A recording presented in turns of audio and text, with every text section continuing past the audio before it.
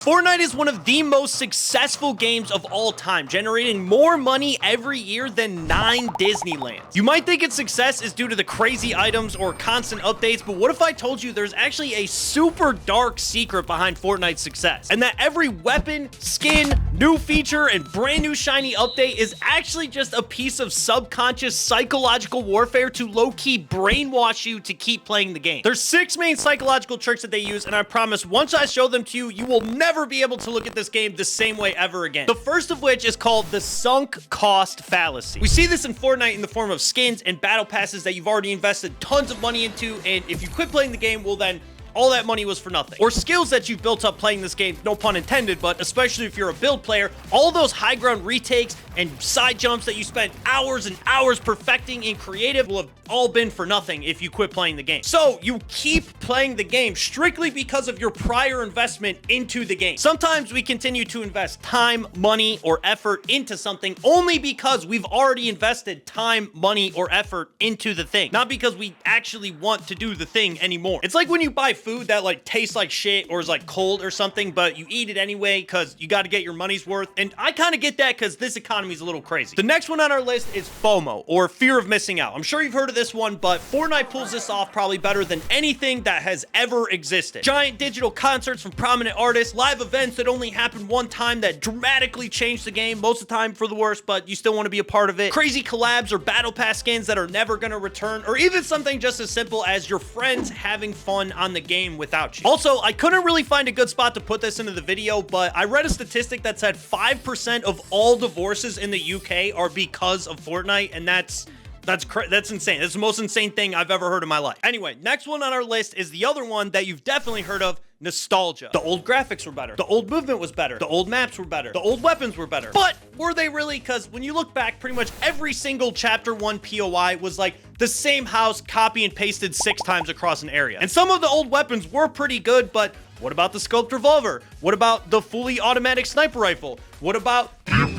Regardless, this one is like an infinite money glitch for Fortnite. Look at the success of Season OG. Look at the success of Fortnite Reload. Chapter 2 OG isn't even out yet, and people are already freaking out about that. There's a lot of reasons that nostalgia happens, but I'm not going to bore you. Basically, your memory chooses to hold on to positive things and let go of negative things, as long as they weren't too traumatic, which is why when you look back, things seem like they were really good when they really weren't, and life sucked just as bad back then as it does now. Number 4 is the Skinner box. Okay, so the original Skinner box worked like this. They put a rat in a box. In the box was a button. They wanted to see how many times they could get that rat to push that button by giving him a reward like food or cheese or some shit when he pushed it. And what they found was the more randomly they gave him the reward, the more he would push the button. The next thing they found out is this also works on humans, and then a week later, Las Vegas was born. This exists in Fortnite 2 in the form of chests. These are basically just slot machines, but with guns. Fortnite is not the first game to do this at all, but man, have they perfected it. They have this colored rarity system, so you don't have to worry about like weapon stats or any dumb shit like that. All you gotta know is that purple is better than blue. And just like Las Vegas, sometimes you hit the jackpot, but most time you get like a great pistol. But the weapons in the chest isn't the only dirty little trick that Epic Games is pulling. It's also the sound of the chest, which is number 5 on our list,